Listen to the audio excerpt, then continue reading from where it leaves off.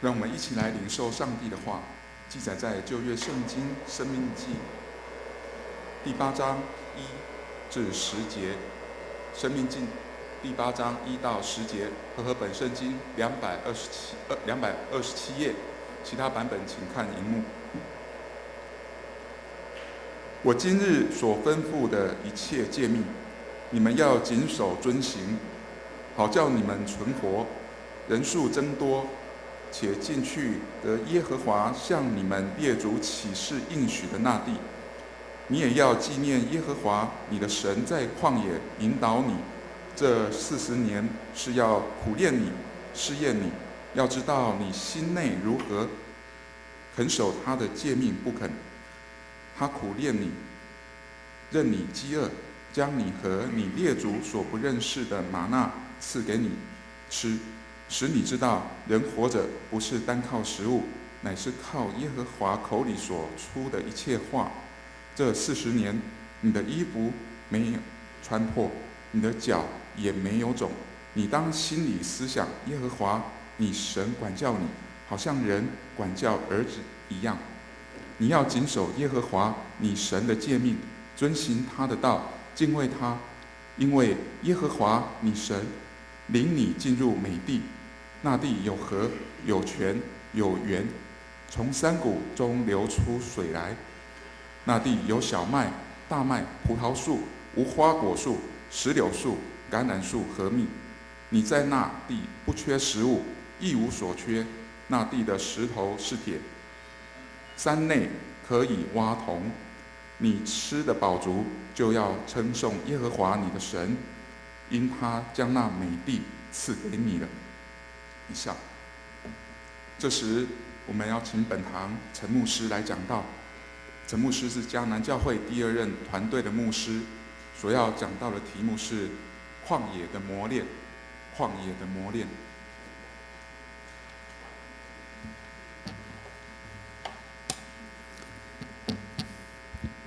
弟兄姊妹，大家平安。好像是第一次用华语在我们迦南教会讲道不过很高兴能够回到20几年前我在这个地方牧会的迦南教会。时间过得很快，也看到我们的教会已经50周年，这是一个大喜的日子，也献上我们的感恩。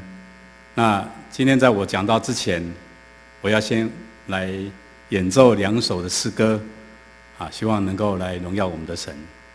第一首诗歌是美哉主耶稣，第2首是我们耳熟能详的你真伟大。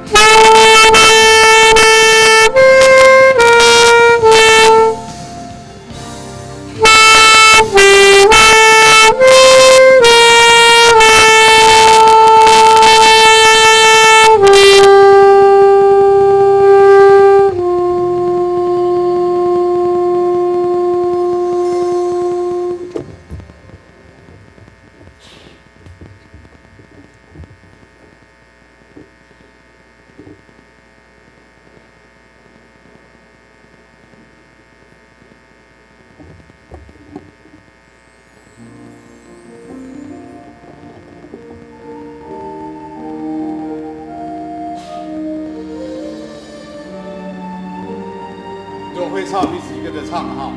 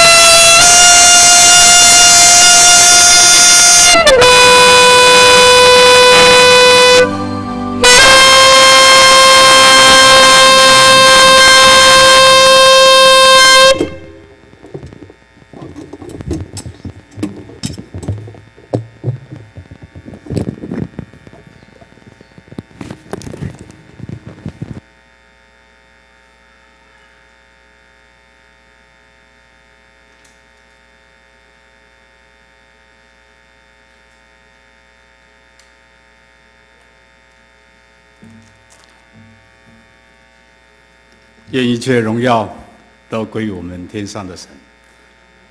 我们一起来祷告。天父上帝，我们谢谢你，你是至高、至善、至圣的神。我们愿一切的尊荣都归给你，因为你是何等的伟大，何等的奇妙。迦南教会已经历过50年的时光，在神的带领，我们看见这个教会日渐茁壮，也成为一个宣教的教会，成为一个光耀的教会，能够照耀在这个桃园的市区的当中。神，我们谢谢你，让我们能够成为一个你的儿女，在每一天的生活当中，我们愿意来经历神你奇妙的恩典。这个时候，我们要用神的话语互相来勉励，也用我们所说的、所听的，都能够成为神你合用的器皿。这样祷告，奉耶稣基督圣名求，阿们。孔子这样说过，他说：“吾十有五，而志于学。”就是我们一生的当中有5个死。第一个，他说到30而立，40不惑，50知天命，60而耳顺，70呢就怎么样？就从心所欲了哈。好，那我们今年刚好是我们教会的50年，50而知天命，很快，我记得好像才没过多久，我们才举行30周年，很快又40年，那么今年就50年了哈。那么在圣经的当中，50也是一个很祝福的，特别是叫做喜年，50喜年。那我们知道50喜年是出自于在利未记25章里面，它是上帝赐给人们一个自由的年。所谓的自由的年，就是在这一年土地，因为我们知道犹太人他们很注重这样的安息年，就是每7年土地就要休耕，让所有的土地都能够彻底的休息，人们也可以休息，然后奉献给上帝，表示对上帝的尊荣，所以我们称之为安息年。那么经过7个的7年，就第49年，对不对？在49年那一年的7月10号呢，那一天就是所谓的赎罪日。那么这些的神职人员，他们就要到全国各地吹起号角。我今天虽然没有带号角来，但是我用 saxophone 来吹起这个号角，要报告各位说，第50年快要到了，我们要预备。因为它是自由年，那么在这一年当中，所有卖给人家的产业，都要归还给原来的主人，或是他主人的后代。那么从前被卖为奴隶的人，就要都被释放，回到他自己的家乡。所以犹太人他们很注重这样的一个安息年，甚至是第50年的喜年。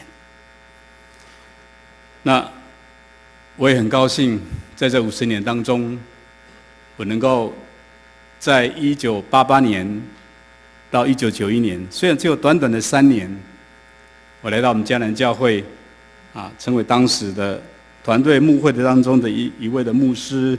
那个时候我们的主任牧师就是陈道雄牧师，下个礼拜要回来，还有一个林峰牧师。那么这是对我们来讲是一个很好的一个回忆当时，所以刚刚讲到说，就是团队牧会的第2任好像不太对，应该是第1任了。这个周报有稍微有点错误了哈，我记得是第1任哈，我们是第一次，在当时来讲是一个创举虽然是有3年我们就分开了，但是我相信这对我来讲是一个很好的启蒙，尤其这3年当中，我学了很多。后来我又到到荣兴教会，到太平径教会，后来到新兴我在南省有念这个梦幻学的博士班，我的论文就是写台湾基督长老教会牧师团队牧养的探讨。我把我们教会的在这3年当中点点滴滴，我都把它记录下来。这对我来讲是一个很好的磨练。譬如说，当时我参与了3幅个人布道法，我看到我们好像已经中断了哈。当时我们迦南教会是这个3幅的一个基地，也是3幅的一个重心，尤其是陈道雄牧师，他是当时我们的主任教师啊。所以在3年当中，我奠下一个很好的基础。后来我也继续在3幅当中，我继续在推动，因为我相信这个是一个很好的一个宣教，特别是个人谈道很好一个布道法。再来，我也参与在我们教会的圣乐的侍奉，当时我指挥了我那个时候头衔很多哈，不但是教育牧师，也是青年牧师，也是音乐牧师啊。那我指挥我们的诗班、我们圣歌队，还有妇女团契的诗班。尤其我记得说，我们当时我还带着我们的圣歌队到中部去旅行演唱，到埔里，然后我们也录音，然后我们把我们圣诞节的这个清唱曲把它录起来。那个时候没有 CD 哦，只有录音带。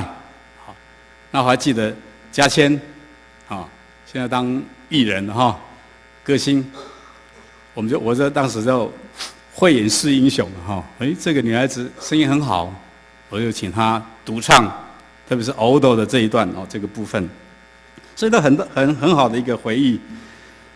接下来我也这3年当中虽然很短但是我觉得我牧会的很多的基础都是在我们迦南教会打下来的，尤其是在成人主日学的推动。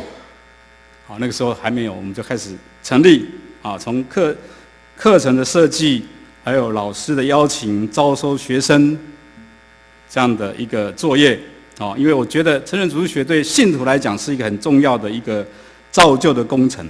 我们有句话说：“今天不做，明天就会后悔。”所以这也是目前我非常看重的一个牧会上的工作。另外一个我要值得一谈的就是，在我的3年当中，我们成立了社青团契。很多人在点头那个时候年纪都跟我差不多，像孙景孙正长老那个庄老师还说那个时候还是小老弟还在念书我们就成立了社青团契。那因为看到这一群的社青的需要，能够带动教会的复兴，所以我们就成立了。那今天我们看到这些的同工都成为迦南教会很重要的支柱，成为我们重要的长职所以虽然只有短短3年，但是我觉得我不但成为他们牧师，也成为他们很好的朋友。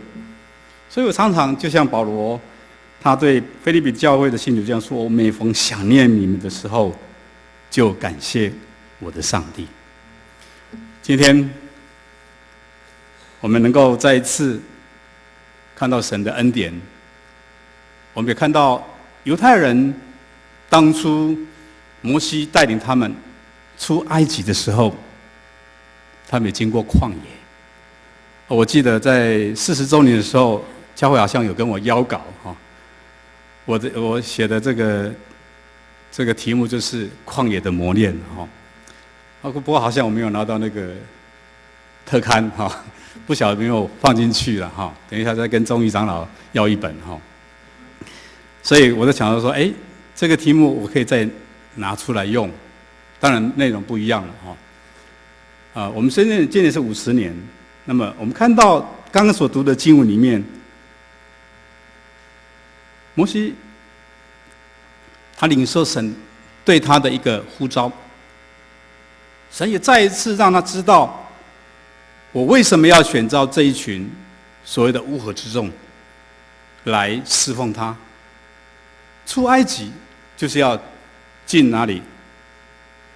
进入迦南地。好，我们的教会就是迦南一个美地。但是我们知道，根据学者的研究，以色列的百姓出埃及的时候，其实如果你直线的走，顶多2个礼拜。我们如果去过以色列就知道，从西乃山下来，从埃及，然后到这个迦南地，其实2个礼拜就可以达到目的地了。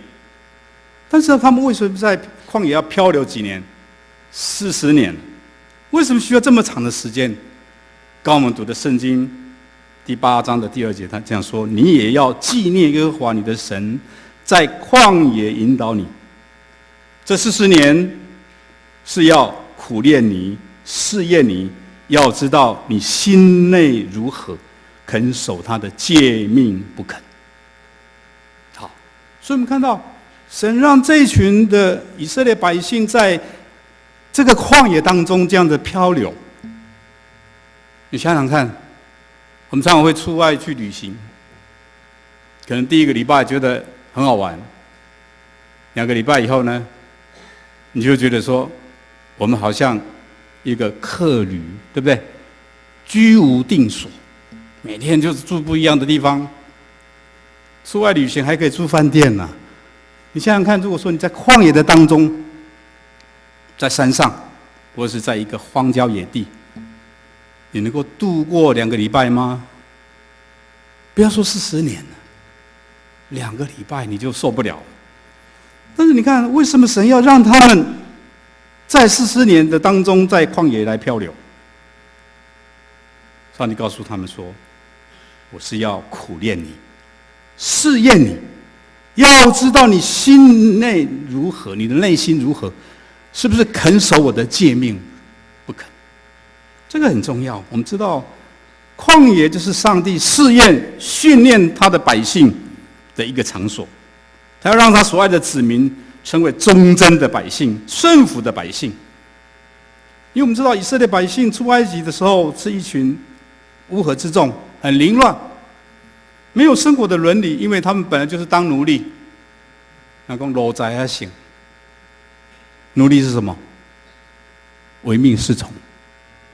我只要看我的主人的脸色就好了，我不需要为我自己打算啊。我只要眼睛睁开来，我努力的工作，我就能够得到吃，得到住了。这叫奴隶性。所以他们也不懂得敬畏上帝。因此，在旷野40年的磨练当中，上帝颁布的10条诫命，以及设立的许多典章制度，让这些百姓有法则可以谨守遵行。最后呢，就在时机成熟的时候，那么才得以进入上帝为他们所预备的牛奶与蜜的迦南地。所以这个事情可以印证一个事情，一件事情。这个事情是什么？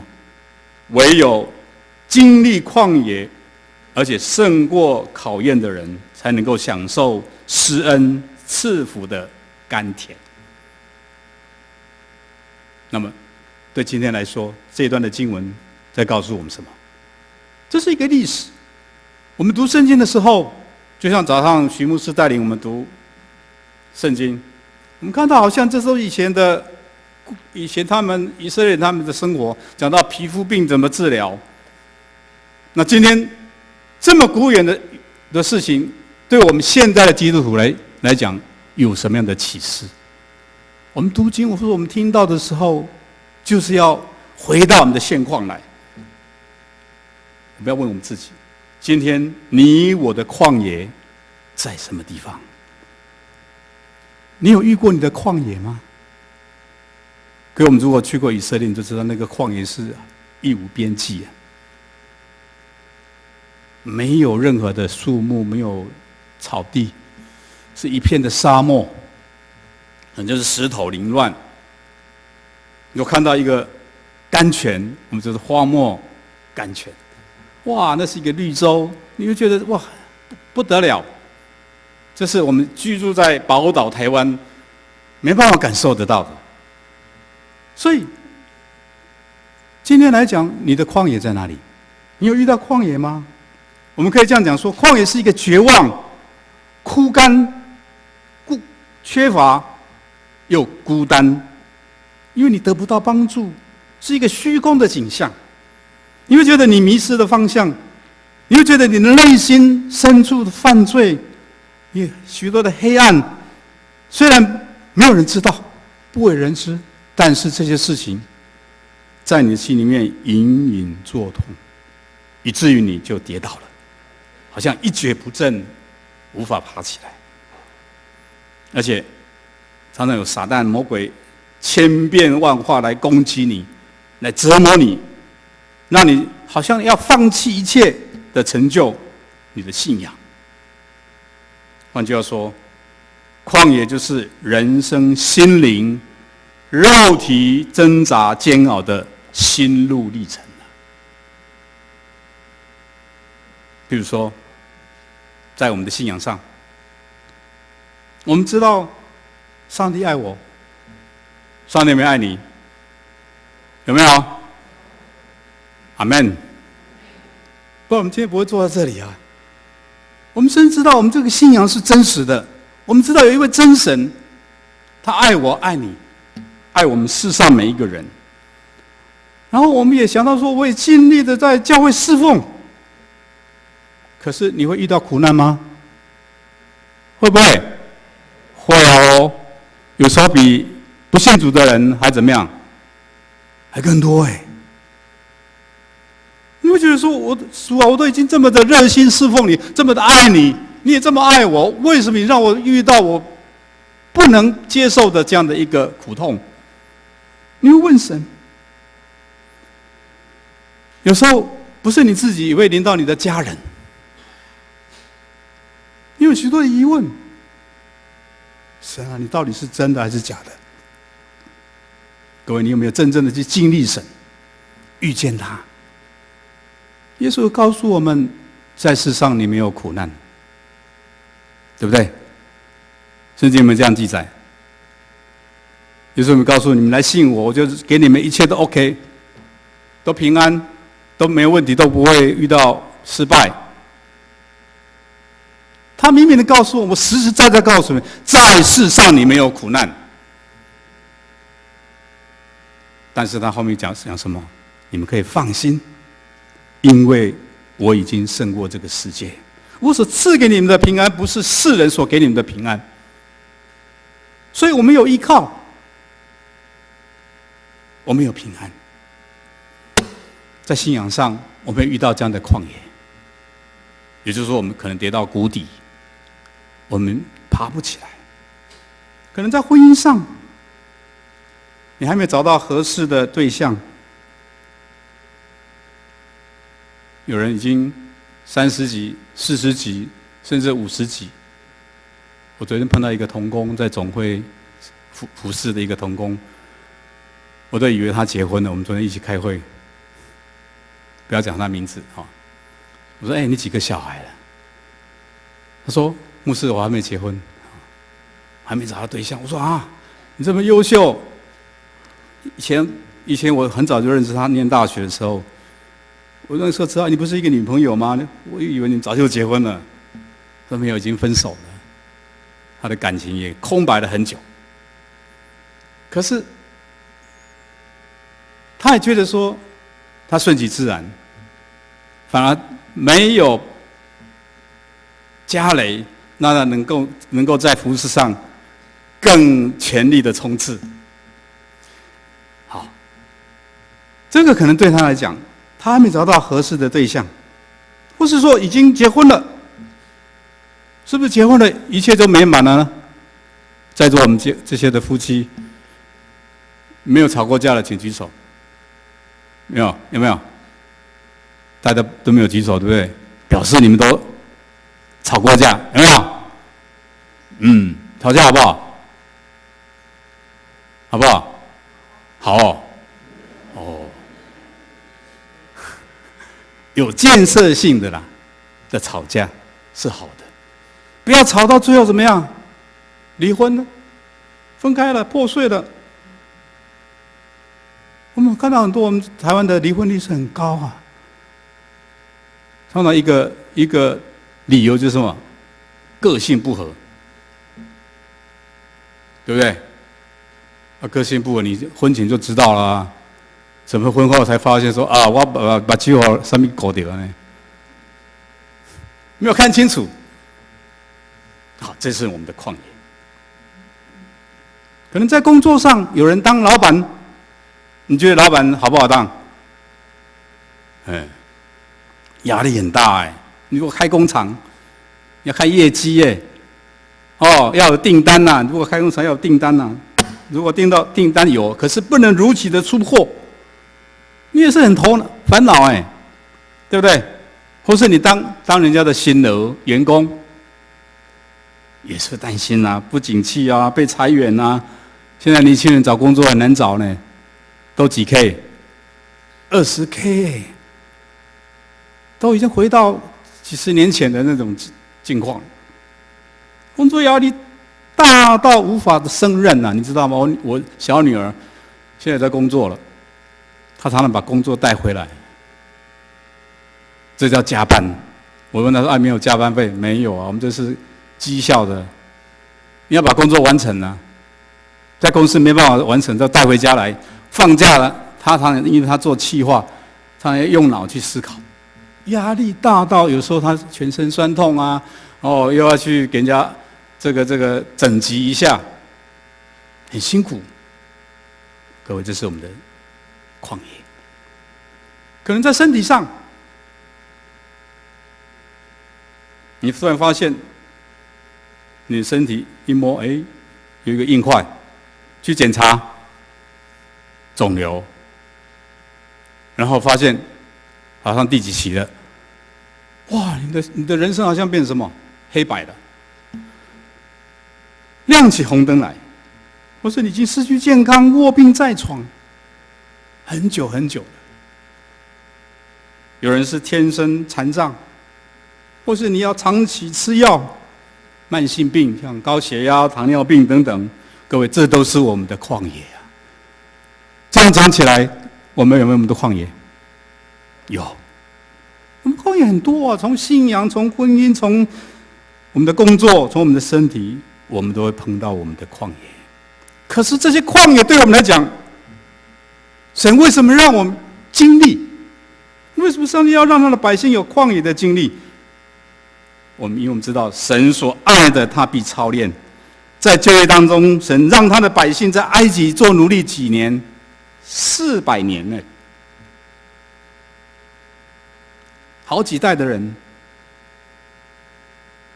出埃及以后，在旷野又流浪了40年。奇怪了，到底神的心意是什么？他既然要拣选这一群以色列百姓成为他的选民，应该马上改善他们的环境啊，然后还要经过这么长的时间，到底神的意思是什么？他的心意是什么？我们不明白。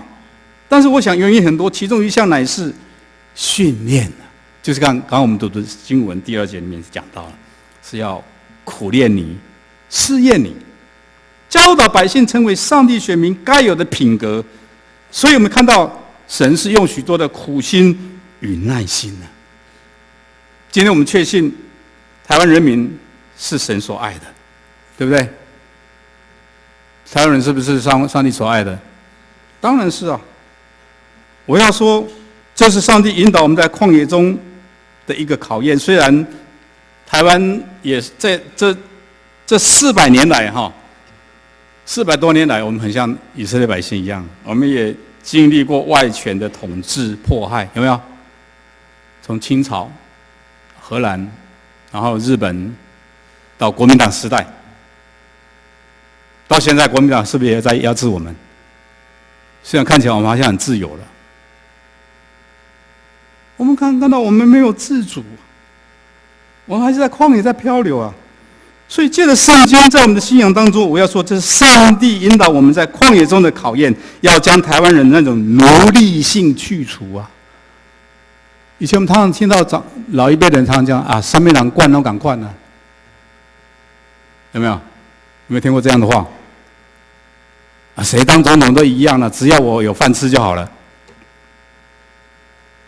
这个叫奴隶性。你有想要你自己，你可以当主人啊。我们眼睛要雪亮啊！不要说了100句说我不选，我一定做好做满，结果呢，昨天就有人我为了要承担，以前说的话都怎么不算数了。诚信成了最大的问题。这样的人我们还选他吗？还是用这种金钱或是这种诱惑来压制我们？所以我要说，在时机成熟的时候，我们要让台湾能够在国际上成为有尊严的民主的国家。各位基督徒不能说我们不要关心政治啊，政治就是我们的生活，跟我们息息相关呐。我们必须要去关心、去带导，而且要参与，甚至能够在改革的当中。所以，明年的这个1月16号，我觉得这样的选举很重要，我们不要轻看，这是一个转期。我们要让有信仰的人、有爱心的人能够出头，不但在总统、在国会都能够获得更大的改变。所以我们看到上帝所爱的人，他必定会操练，而且常常让我们领受上帝他大爱的地方是在哪里？是在旷野。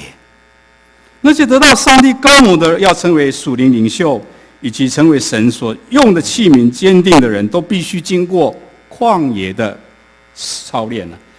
我们举几个例子，像约瑟从小就被他的兄长、他的哥哥嫉妒，所以呢，就把他设计，把他卖掉，卖到埃及，成为一个奴隶。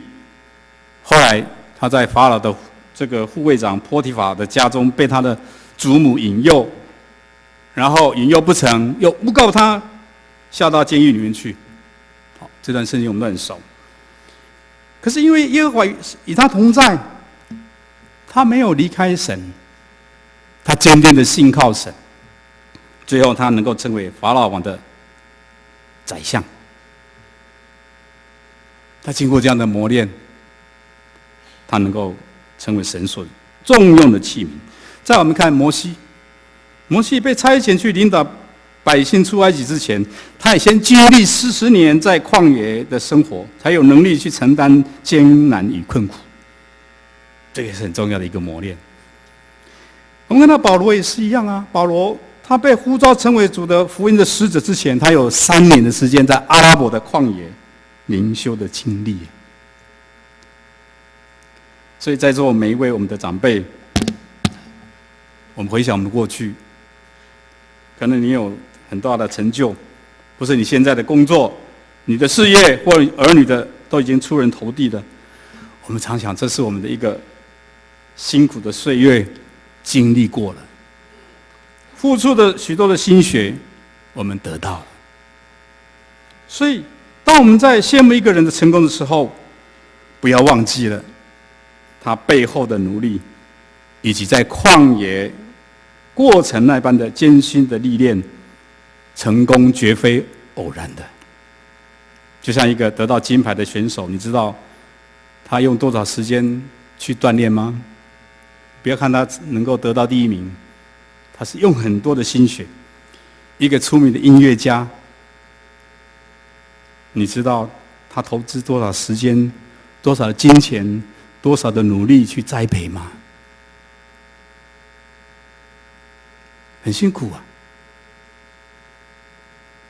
一个医术高明的医师，你知道他要花费多少心血去研究吗？所以，上帝的儿女，他所喜爱的儿女，不但要受操练，也要受被管教。我们刚读的圣经第8章的第5节也这样说：你当心里思想耶和华你神管教你，好像人管教儿子一样。你要被神管教。父母望子成龙，望女成凤，岂不都是花费无数的精神苦心来培育他吗？我们再看一段的圣经，在希伯来书12章的11节说：凡管教的事，当时不觉得快乐。小孩子被父母管教会高兴吗？我们都经历过，对不对？不会很快乐，反觉得愁苦。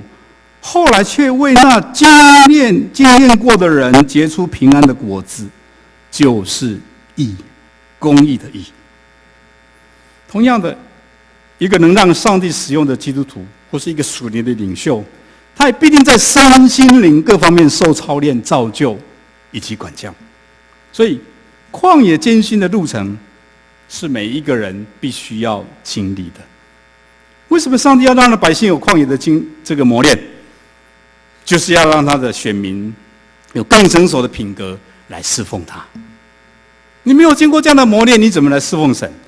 要更认识上帝的大能以及他的心意啊！所以雅各书第1章第2节这样说：“我的弟兄们，你们若在百般的试炼中，都要以为大喜乐，因为知道你们的信心经过试验，就生忍耐。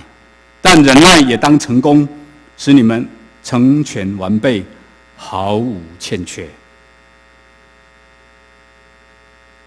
虽然我们知道旷野是非常的艰辛，但是最后一点我要跟各位分享，就是我们要如何胜过旷野的考验。在旧约列王纪上卷有第19章有记载，以利亚他是一个蛮有能力的先知，当时的王叫亚哈王，他的娶的王后耶洗别引进了这个巴力的先知假神，他们拜巴力，巴力是一个雨神，所以有450个的这个巴力的先知跟以利亚怎么样斗法。神告诉他说：“我要让以色列不再下雨，3年半的时间真的没有下雨，大家饥荒。”以利亚就跟这个巴力的先知挑战，最后他大大的得到胜利。当时以利亚是一位英勇的人物，可是我们知道这个耶洗别呢，恼羞成怒了，他看到这些巴力都被杀死了，就要追杀他。以利亚逃跑，他非常的害怕，向上帝求死啊！我过去死死好，干嘛让我碰到这样的一个事情？神，我不要了，我逃避了。一个被看为英雄的人物，遇到恶劣的环境的时候，他也会产生消极、绝望的想法。为什么？以利亚好像忘记了上帝曾经透过他的手成就伟大的工作，因此，上帝为了让以利亚能够再一次为神所用，就催逼他进入旷野。而在旷野的神迹当中，以利亚再一次听到上帝的声音，让他重新得力，恢复以往的信心了。阿们。所以各位弟兄姊妹，可能在社会上你曾经是一个很有能力、有地位、有名望的人，或许你想当年哈，我们常常讲想当时啊，想当年我也是一个响叮当的风云人物啊。但是呢，随着无情岁月的消逝，我们今天只能够感叹人生的无奈与失落感，可能你就伤心流眼泪。这是你人生的旷野，你当如何胜过？我们看到主耶稣他在出来传道的时候，他也在旷野禁食了几天？40天，有没有？他接受魔鬼的试探。在马太福音第4章很清楚的记载，但是他留给跟随他的人胜过旷野的考验的秘诀是什么？就是3样。刚刚我们所读的圣经，其中1样就是人活着不是单靠食物，乃是靠神口里所出一切的话。好，第2点，我们一起念：不可试探主你的上帝。第3，当敬拜主你的上帝，单要侍奉他。好，我们把这3点记起来，这就是胜过旷野磨练的秘诀。人活着要靠什么？神的话语，属灵的灵粮，要成我们的生命的原动力。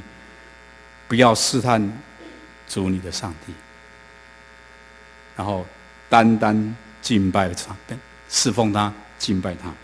最后，我要用圣经学院以前的一个副院长叫罗学川牧师，他是一个美国人，他曾经在圣经学院服侍过一段时间。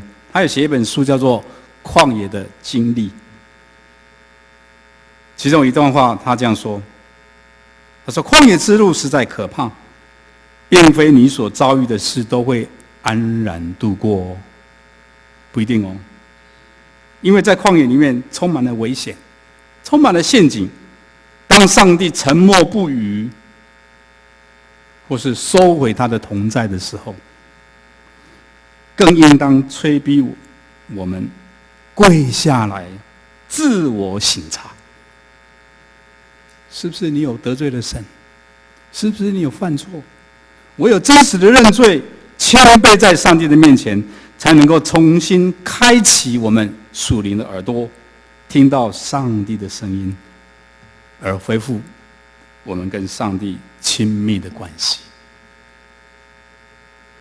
因为我们常常能够跟神亲近，在神的面前省察自己，让我们能够胜过旷野的磨练。我们一起低头祷告。天父我们的上帝，我们谢谢你带领我们经过旷野，进入迦南美地。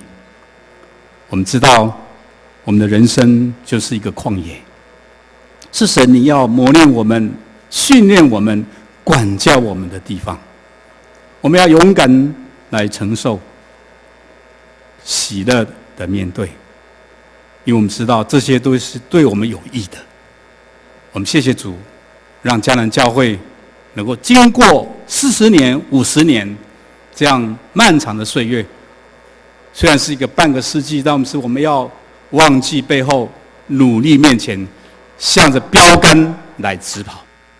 我们恳求主来祝福这个教会，能够秉持着过去好的传统、好的信仰，来发扬光大，能够将基督的光照耀在大桃园这个地区，让更多的人蒙福蒙恩，来荣神益人。